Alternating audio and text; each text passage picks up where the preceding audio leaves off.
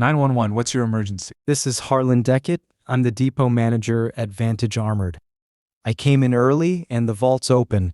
There's a man on the floor.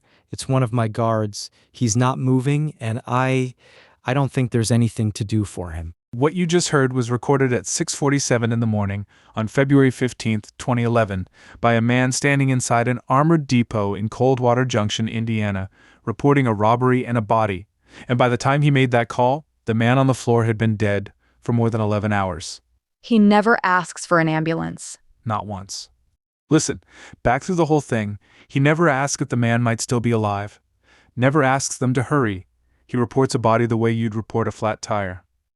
So who decided he was already dead? The man who put him in that vault. Welcome back to the Cold File. I'm Marcus Reed.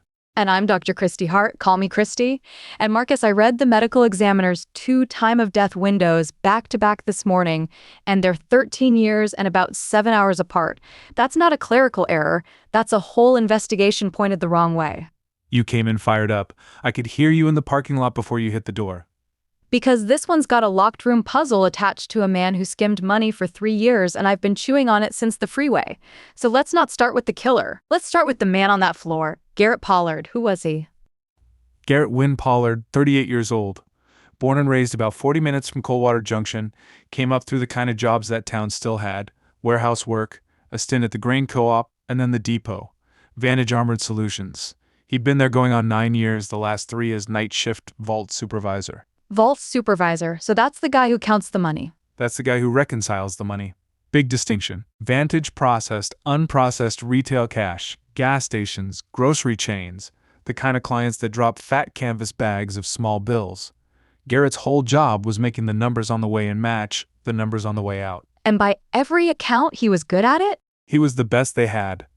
Co-workers used a word over and over in the interviews: meticulous.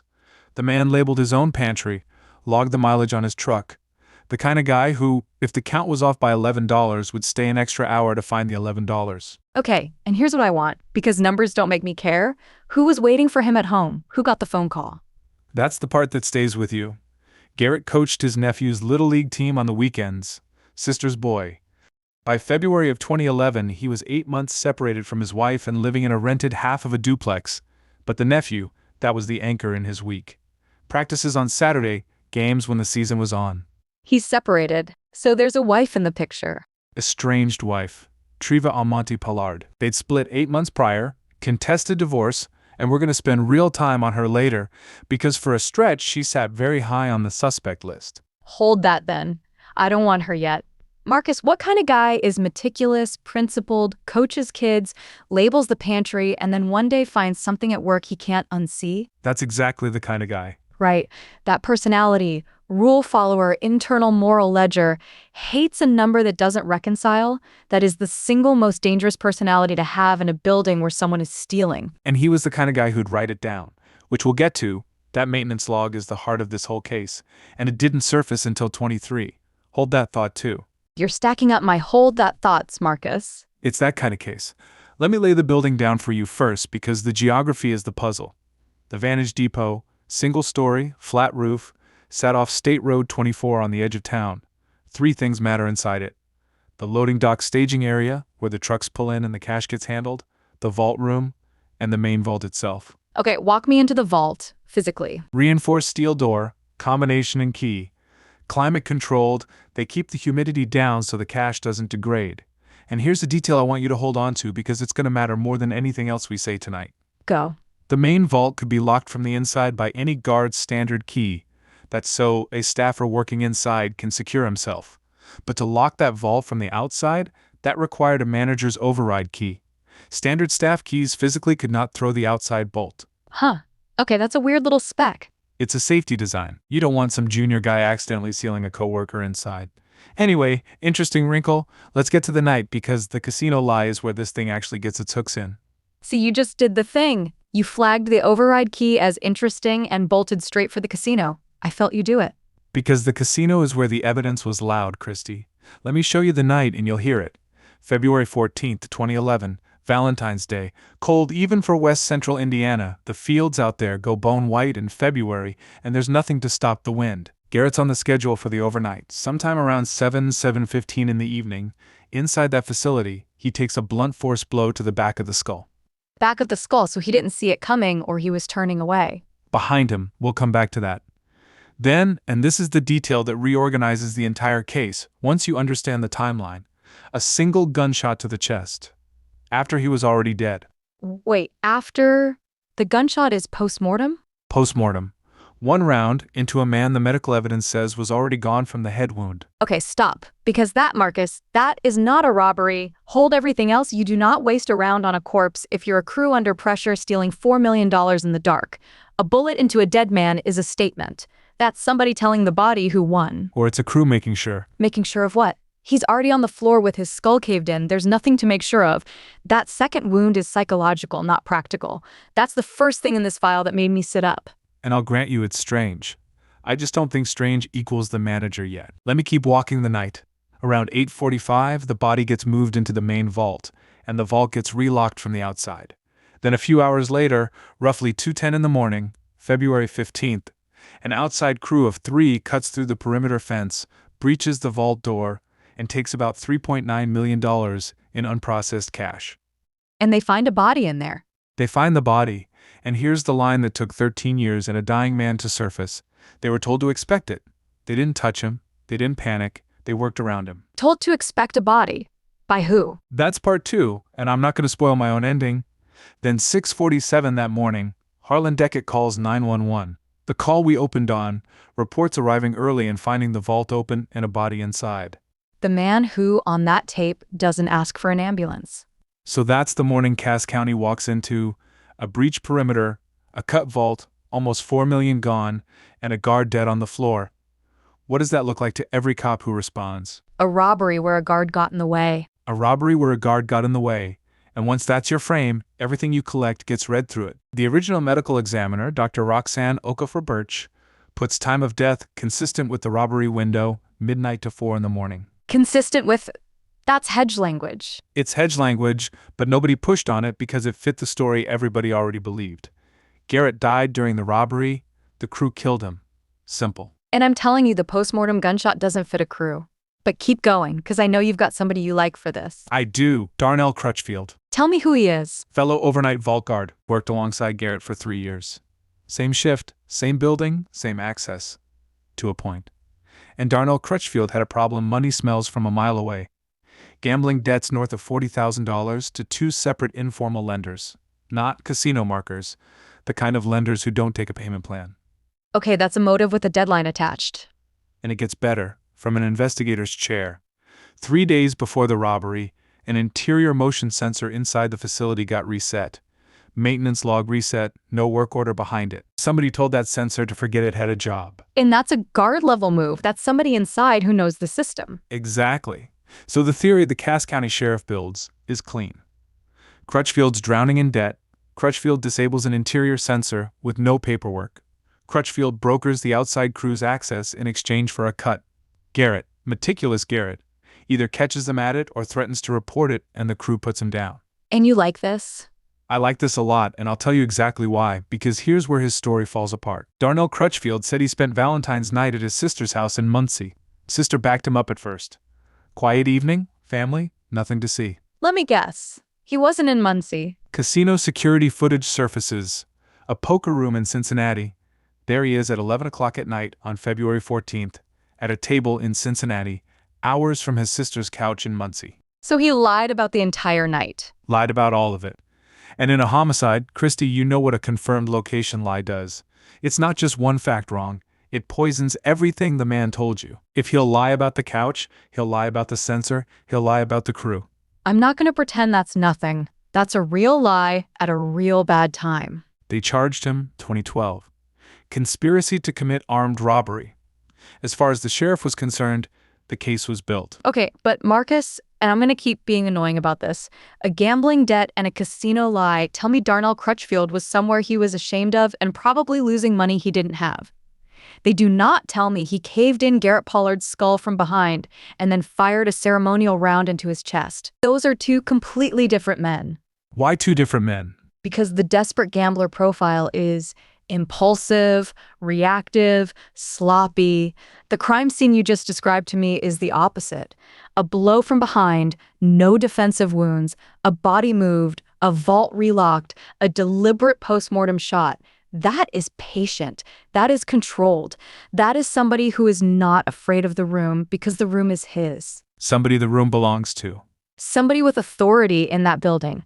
Somebody who needed the death to look incidental. Like Garrett just happened to be standing there when the robbers came. The staging is the tell, Marcus. You don't stage a scene to look like a robbery casualty unless you are terrified of it looking like what it actually was. Here's my problem with that, profiler.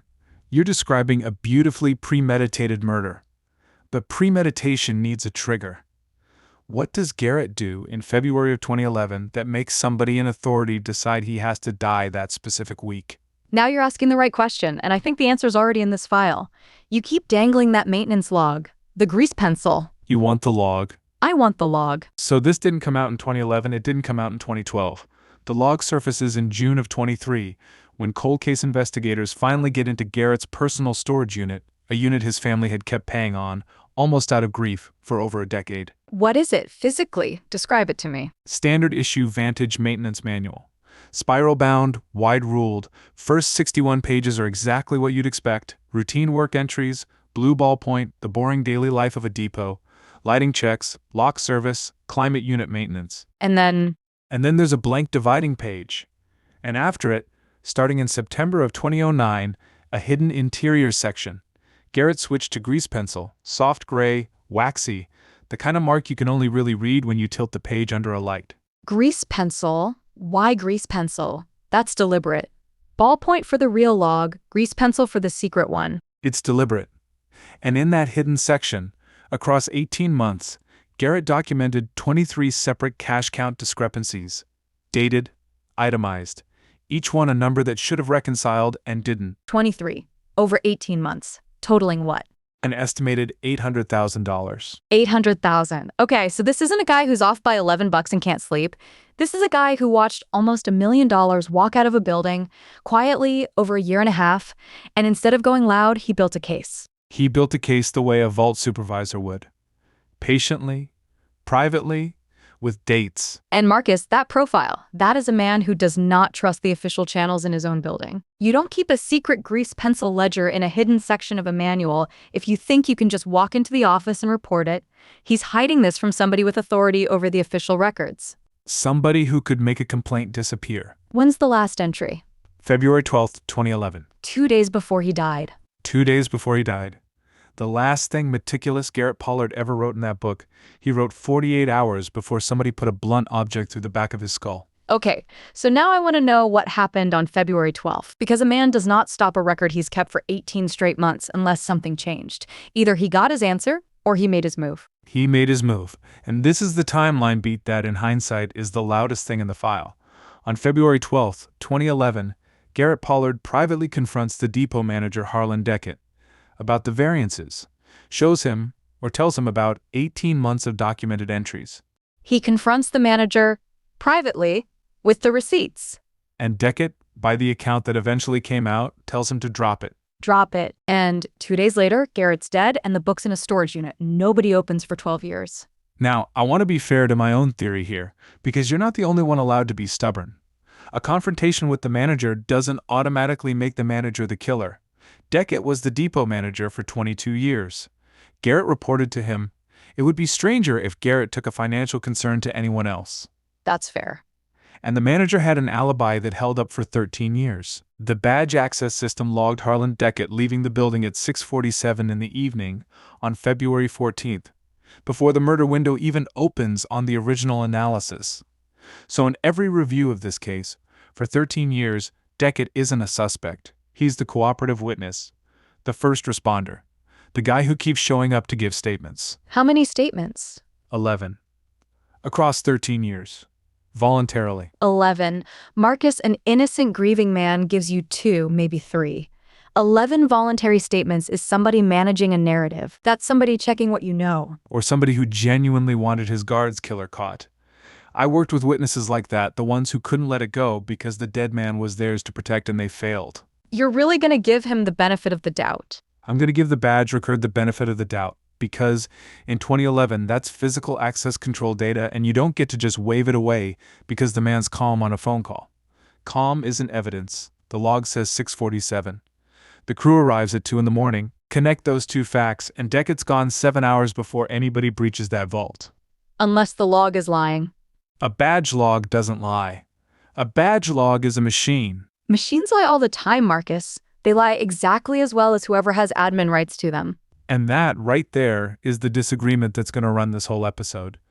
You think the murder is personal, premeditated, committed by somebody with authority and a key. I think it's the inside man conspiracy, Crutchfield, the debts, the sensor reset, the casino lie, and the crew is who killed Garrett. And one of us is about to be wrong on tape. One of us is. Here's where I'll hand you something, though, because I'm not too proud. Your post-mortem gunshot has been bothering me since I read it the first time. Good, it should. So before we go any further down the Crutchfield road, I want to put the two pieces of forensic evidence on the table that the cold case team built the whole reopening on. Because one of them is about when Garrett died. And the other? The other is about where... Where, as in not where they found him. As in not where they found him. And Christy, when you hear the second one, every theory we've built tonight, mine and yours both, has to go back on the table. Then put it up. Start with the time of death. 23. A forensic pathologist at Indiana University Medical Center pulls the original autopsy and does something nobody did in 2011. Dr. Okafor Birch had recorded the data, gastric contents, the vitreous potassium levels from the eye fluid. She wrote the numbers down, she just never interpreted them against the actual timeline. She read them to fit the robbery. So the data was always there, sitting in the original report. Always there, for 12 years. And when somebody finally ran those same numbers, honestly, the time of death window didn't land at midnight to 4 in the morning. Where'd it land? 7 o'clock to 8:30 in the evening, February 14th. Marcus, that's hours before the crew cuts the fence. 6 hours, give or take, before anyone breaches that vault. So whoever the robbery crew is, they cannot be the people who killed Garrett Pollard. He was already dead and cooling while they were still driving to the building. And that's the first crack in my own theory, and I'm not going to pretend it isn't. If Garrett died at 7:30 in the evening, the crew at 2 in the morning didn't kill him. Somebody else did. Earlier, inside. And you said there's a second one. The where. The where is worse. And it's the one that doesn't just crack my theory, it ends the whole robbery casualty story for good. Then I need to hear it right now. 24. Indiana State Police forensic analyst Deb Warchuk goes back into the vault evidence, the photographs, the scene measurements, everything Cass County logged in 2011, and she finds blood transfer spatter on a section of the vault floor that, in the original scene, was underneath a heavy steel shelving unit. Underneath, as in the shelf was on top of the blood. The shelf had been pushed inward from its standard bolted position, and the pattern of the blood on that concrete, Warchuk's conclusion is unambiguous, is transfer spatter. Not the pattern you get when a body falls and bleeds where it lands. It's the pattern you get when a bleeding body is moved across a surface. So he didn't die there. He did not die in that vault. Garrett Pollard was killed somewhere else in that facility, the loading dock staging area, the working theory goes, and then moved into the vault, and then the vault was relocked from the outside. Stop. Stop right there. I know. No, Marcus, sit in this with me for a second because this is the whole case turning over on the table. The robbery crew did not kill him. We already knew that from the time of death. But this is bigger. This says somebody killed him hours earlier in a different room, carried him into the vault, and sealed it. That is not a crime that happened during a robbery. That is a crime that was finished and packaged before the robbery ever started. The robbery was staged on top of a murder that was already done. The robbery is a costume. The whole $4 million heist is a costume the murderer is wearing. Somebody killed Garrett at 7:30, tucked him into that vault like luggage, locked it, and then let a crew come breach it at 2 in the morning so that when the sun came up, it would read as, "Guard killed by robbers." And it read exactly like that for 13 years. Okay, so here's the question that just ate every other question. You told me and you flagged it as interesting and then ran off to the casino. I have the receipts on you. You told me that vault can only be locked from the outside with a manager's override key. I did tell you that. So hold that. Just keep that one warm. Don't let me lose it. Because if the vault was relocked from the outside with a body inside it, then whoever did this wasn't picking a lock or breaking a window. They turned a key, a specific key. And I'll come back to who carried those keys. But I want to be disciplined here, because this is exactly the moment a sloppy investigation jumps to a name and starts shaving the facts to fit it. The blood spatter doesn't say Deckett. The blood spatter says, inside job, before midnight, by somebody who could move a body and seal a vault without rushing. Fine. That's fair. That's actually fair. So, let's do the thing properly. The robbery casualty story is dead.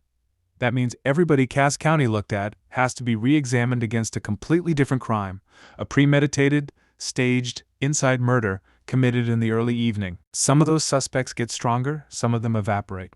Then let's run them. Who else was in the file? The estranged wife, Treva Almonte Pollard. And before you tell me it's always the spouse. I wasn't going to, but it's frequently the spouse. It's frequently the spouse, and Treva had what a homicide cop calls the trifecta: separation, contested divorce, and money on the other side of the death. There was a term life policy on Garrett, $350,000, with Treva as sole beneficiary, and the two of them were fighting in court over a rental property up in Kokomo worth about $140,000. So if Garrett dies before that divorce finalizes? She's not an ex-wife fighting for half.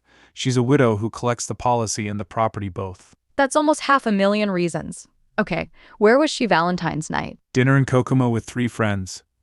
All 3 confirmed it at first. Treva was at the table. Valentine's dinner, a normal evening. At first, you keep saying at first, Marcus, and every time you do, it falls apart 2 sentences later. In 2013, one of those friends, a woman named Blythe Orish, recants.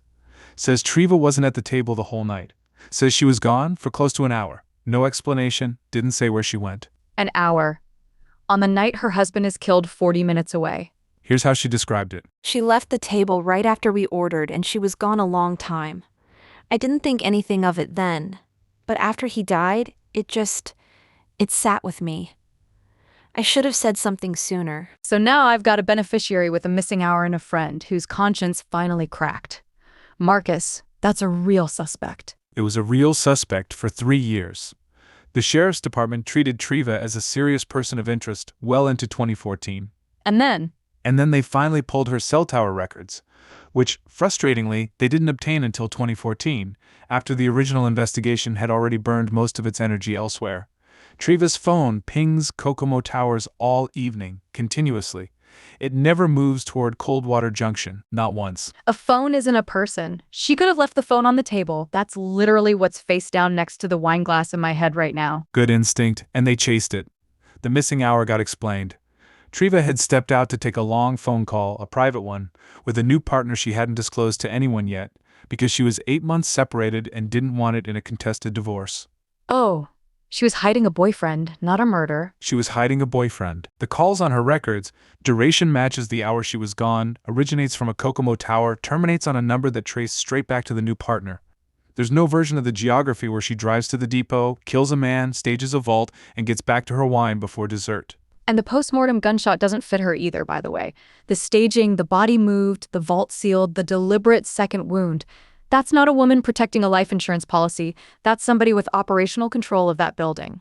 Treva never had a key to that vault in her life. She's out, cleared, but she cost the investigation 3 years it could not spare. That's the part that gets me. Every wrong suspect isn't just wrong, it's months. It's the real one sitting comfortably while you chase a widow's phone records. Suspect 3. And this one's family, too, keeps it in the family. Owen Stacked, Treva's older brother, Garrett's brother-in-law. What's his thread to Garrett? Money, same as everybody in this file. Owen borrowed $22,000 from Garrett, informal handshake, the way family does it badly, and he defaulted, didn't pay it back. And Garrett, being Being the man who stays an extra hour for $11. being that man, Garrett had started talking to an attorney in Kokomo about it, a civil suit, to get his money back from his own brother-in-law. Oof. In the middle of divorcing the man's sister. That is a family dinner I would not want to attend. And then there's a text, January 19th, 2011. Owen to Garrett, quote, "You'll regret pushing this." Okay, now that read in a vacuum, that's a threat. You'll regret pushing this 3 weeks before the man's skull is caved in. Investigators had to chase that. They chased it hard. For a stretch, the theory was that Owen arranged the killing, eliminate the debt, kill the lawsuit before it's filed, get out from under his brother-in-law for good. So where's Owen on Valentine's night? Columbus, Ohio, a work conference at the Doubletree, and this alibi is the cleanest one in the entire case. Hotel keycard records show him checking in February 13th. Employer conference sign-in sheet has him there, and he had a roommate, a colleague sharing the room who puts him in that hotel the whole stretch. He didn't check out until the 16th. 3 independent sources. Keycard, sign-in, roommate, 3 sources that don't talk to each other. That's an alibi you can take to a jury. and the text? The text falls apart the second you read the messages around it. Pull the full thread and the attorney correspondence, and "you'll regret pushing this" is the back half of an argument about the lawsuit. He's saying, "You'll regret pursuing this in court." It's a financial ultimatum between two broke men who used to be friends. It is not, "I'm going to have you killed." Context is everything with a threat. I tell my students this constantly. A sentence isn't evidence. A sentence inside a conversation is evidence. "You'll regret this over a lawsuit" is a Tuesday. "You'll regret this with no money attached" is something else. Owens cleared by mid-2012. But there's the pattern again, Christy. Weeks gone. On a man in another state. Let me say the thing out loud because we keep dancing around it. This investigation spent its first 3 years on the wife, the brother-in-law, and the gambling guard. 3 people, and every single one of them got chased because the cops were solving a robbery. Garrett died in the heist. That one wrong assumption is the parent of every wasted month in this file. And that brings me back to my guy. Because I have to be honest about what clearing him actually meant. February 2012, Cass County charges Darnell Crutchfield, conspiracy to commit armed robbery. This is the local paper the morning after, and look at the language. Inside knowledge made this possible. The whole town exhales. They got the inside man. And you bought it too, Marcus. 40 minutes ago, you bought it. I bought it, and I'll tell you why I still understand why they bought it. On the robbery theory, Crutchfield is gorgeous. The debts are real, the casino lie is real, he lied about his entire night, and that is not nothing. And the sensor reset. The interior motion sensor. 3 days before, no work order. No work order. Somebody reset that sensor and there's no paperwork explaining why. For an investigator building a robbery, that's the inside man helping the crew get in. But run it against what we now know. Garrett dies at 7:30 in the evening. Inside, moved, vault sealed from the outside with a manager's key. What does Crutchfield's sensor reset get you in that version? Nothing. That's the brutal part. The entire Crutchfield theory is scaffolded on one load-bearing assumption, that the crew killed Garrett inside the vault during the robbery. Pull that assumption out, and the scaffolding doesn't get weaker. It collapses. Completely. Because a guard helping robbers get in after midnight has nothing to do with a man who was already dead at 7:30. 2 different crimes. Crutchfield, at most, is tangled in the robbery half. He is nowhere near the murder half, because the murder was finished 6 hours before the robbery he supposedly helped even started. So what happened to the charges? Dropped on appeal. 18 months later. Insufficient evidence. And here's the quiet tragedy of it. The appellate court didn't even need the new time of death analysis to do it. The case against Crutchfield was thin to begin with. It was a lie, and a debt, and a censor with no work order, and none of that put his hands on Garrett Pollard. So they had a man charged with conspiracy in a killing he physically could not have committed. And it took 18 months and an appeal to undo it. And by the time it was undone, the damage to the investigation was structural. This is the part people who haven't worked these don't understand. When the Crutchfield case fell apart, it didn't free up energy to go find the real killer. It did the opposite.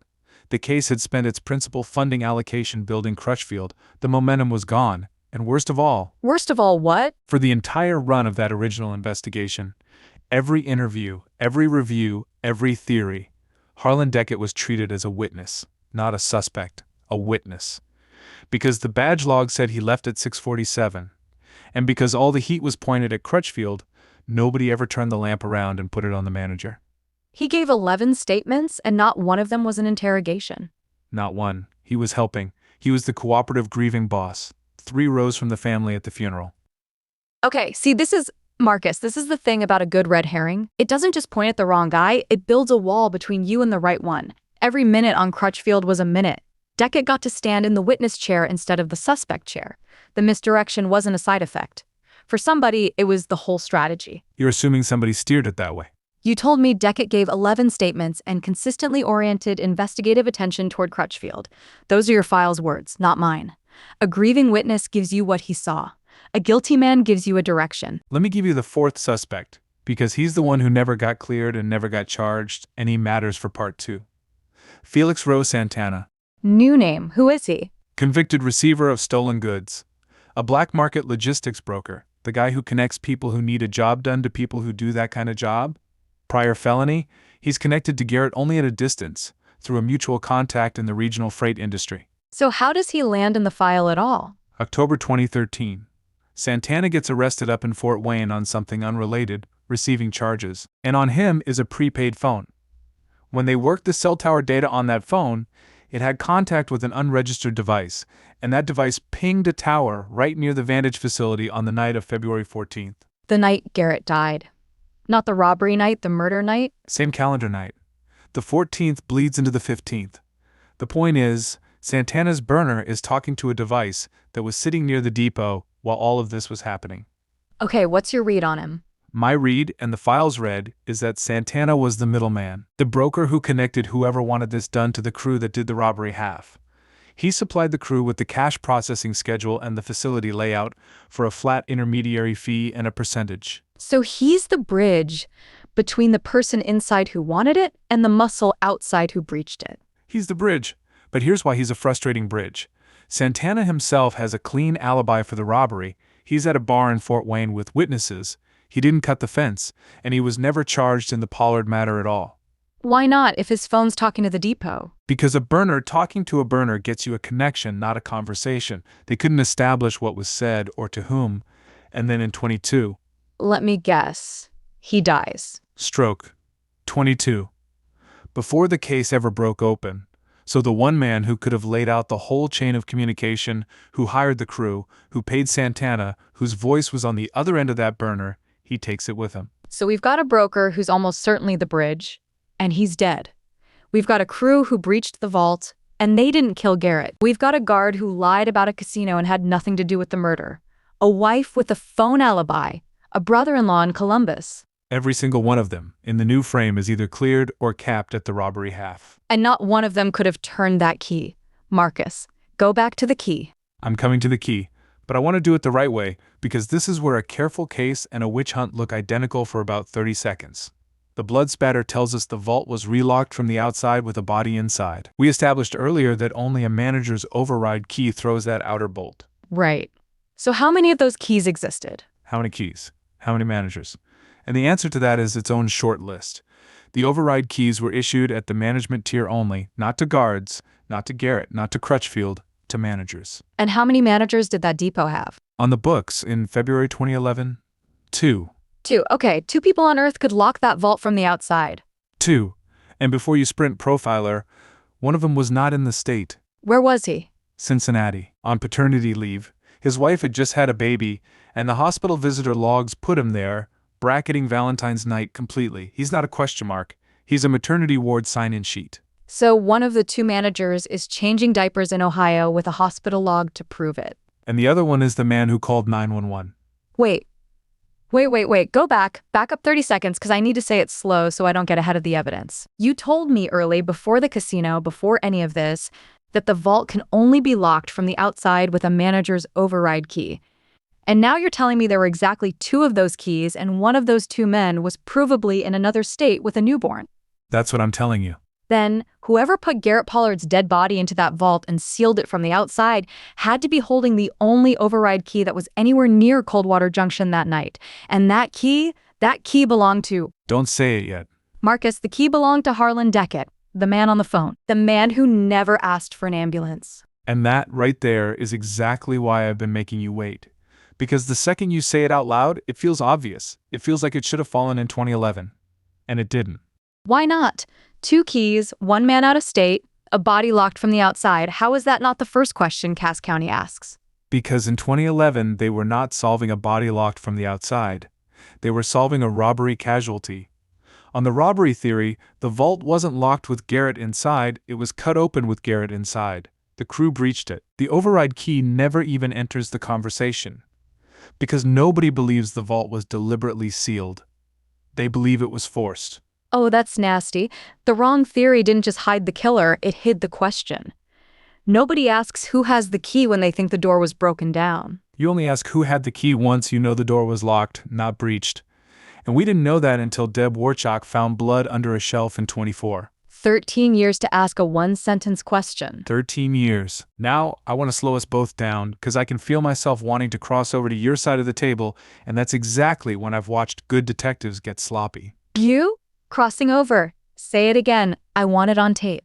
Don't get comfortable. Because here's the thing, standing between Harlan Deckett and a pair of handcuffs, and it is not small. The man has an alibi.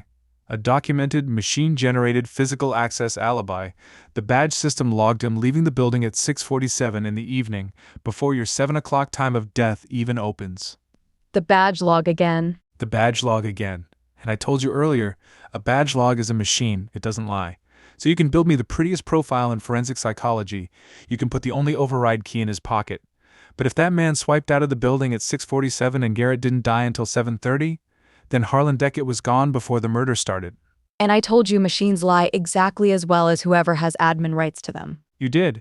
And that's the fight we're not going to settle tonight, because it comes down to whether a 13-year-old badge record is the truth or a costume. If it's the truth, my whole instinct about an inside conspiracy still has a pulse, and Deckett's a tragic coincidence with a key. If it's a costume, he dressed it himself. then everything changes. And I'm telling you, as the guy who's been defending that badge log all night, there are two things sitting in this file that go straight at it. One is a hard drive nobody looked at for 2 years. The other is a dying man in a detention cell in Sonora, Mexico, who decided at the very end that he didn't want to carry it anymore. A hard drive and a dying man. A hard drive and a dying man. And one of them has a single video frame on it. Timestamp 9:12 at night on February 14th. That should not exist if Harlan Deckett's alibi is true. A frame that shouldn't exist. Marcus, you cannot say that and then take a breath. I'm going to take the breath anyway, because if I show you that frame right now, you'll do exactly what every jury wants to do and what every good investigator has to resist. You'll see the picture and backfill the motive. I want it the other way around. I want the why nailed down before I show you the what. Okay, then give me the why. Because we've got a man with the only key in the county, a body locked from the outside, and a 13-year-old machine standing between him and a cell. What does Harlan Deckett actually get out of Garrett Pollard being dead? Everything. And this is where your premeditation theory finally gets the engine. It's been missing all night.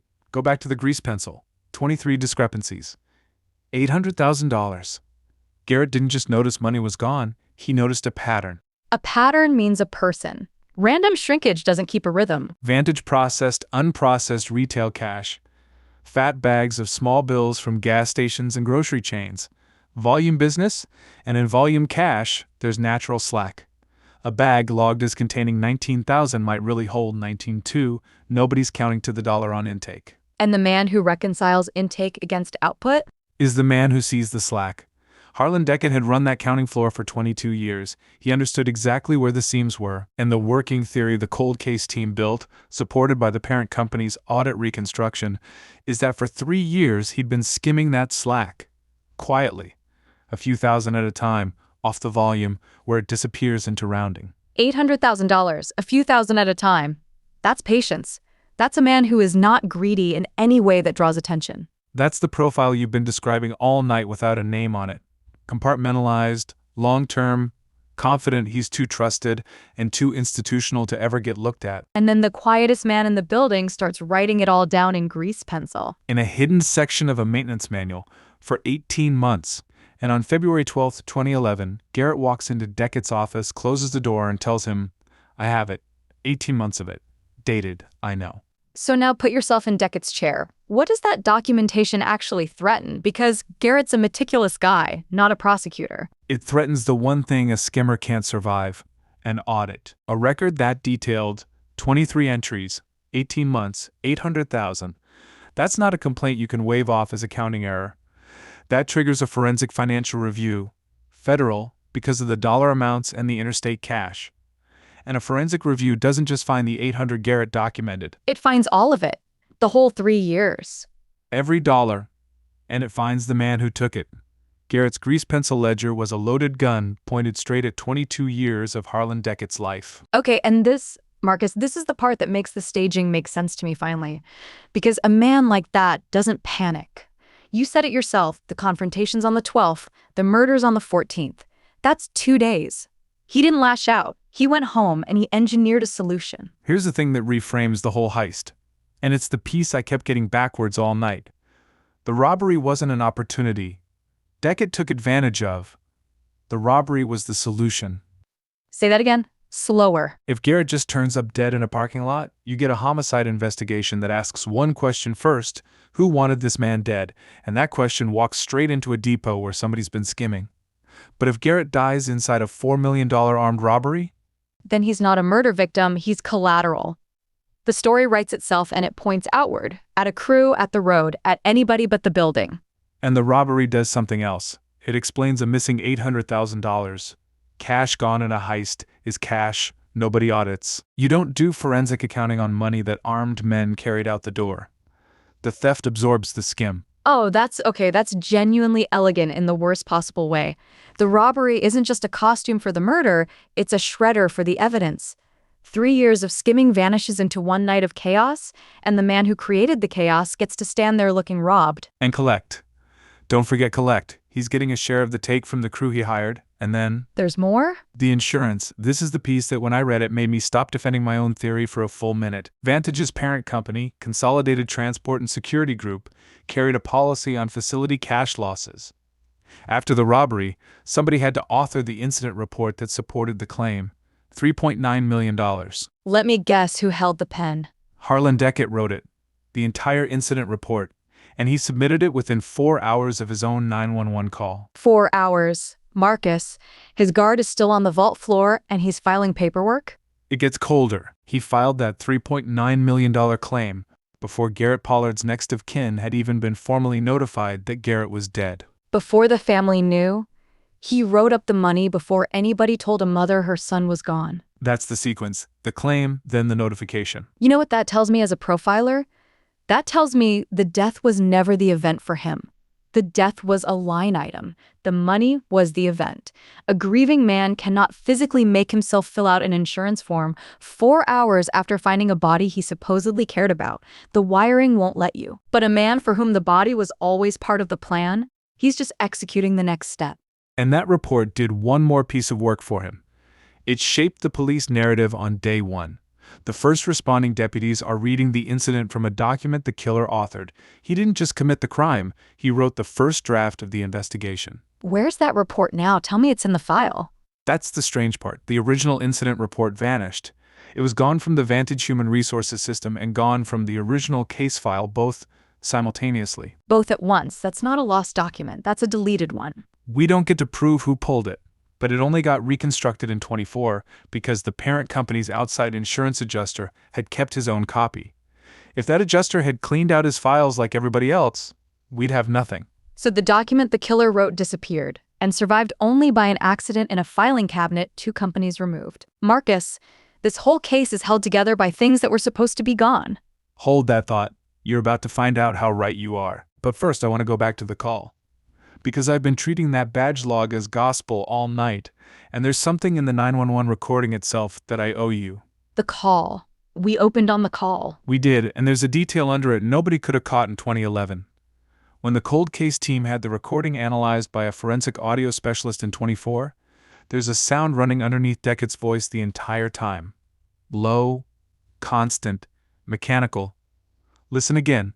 Listen past him this time. There's a man on the floor. It's one of my guards. He's not moving, and I don't think there's anything to do for him. That hum, that low hum under his voice.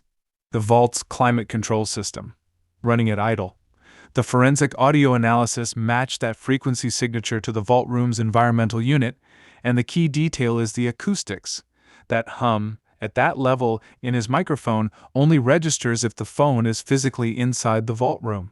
And what did he say in his statement? In his sworn statement, Harlan Deckett said he saw the body through the open vault door from the hallway, that he never went in. But the call says he's standing inside it. Standing inside the vault room when he dialed, which means the very first sentence he ever told an investigator where he was standing was a lie. And here's what's chilling me about that, Marcus. He's calm on that call because he's not discovering anything. You don't have to brace yourself to find a body you put there 16 hours ago. The calm isn't shock. The calm is rehearsal. He's standing in his own crime scene reading a script he wrote 2 nights earlier. And he had 13 years of practice keeping it steady after that. 11 statements. A funeral, 3 rows from the family, memorials, every year, helpful, every year, calm. That's not strain-free because he's innocent. That's strain-free because there was never any conflict inside him to manage. The compartment held. He filed Garrett under solved problem and he slept fine for over a decade. And I'll be straight with you. Everything you just said, A defense attorney calls a profile. It's persuasive, it's probably true, and it is not by itself proof. The vault hum proves he lied about where he stood. It doesn't prove he was in that building at 7:30 when Garrett died because Because the badge log still says 647. the badge log still says 647. And as long as that number holds, Beckett has the perfect answer to every single thing we've laid out tonight. Motive. Lots of people have motive. Key. He's a manager, of course he has a key. Calm. He's a 22-year professional. Lied about standing in the doorway? He was rattled. Every brick we've stacked, that one badge swipe knocks down because it puts him outside the building before the murder even starts. So everything comes down to whether a machine told the truth. Everything. My whole career, I'd have told you to trust the access log over the witness every time, because the log doesn't have a stake in the outcome. Unless the witness controls the log. So let's talk about how that machine finally got caught, and I have to start with a building that doesn't exist anymore. The Vantage Depot was sold and demolished in 22, torn down. The lot's bare now. They demolished the actual crime scene. 11 years after the murder, with the case stone cold, nobody saw a reason to preserve it. But here's where one human being's instinct saves an entire case. A demolition contractor, going through the building before they brought it down, pulled the hardware out of the old security room, including a backup drive off the parking lot camera system, a 2.5-inch external hard drive in a cracked plastic housing. Why would a demolition guy grab a hard drive? Salvage, mostly?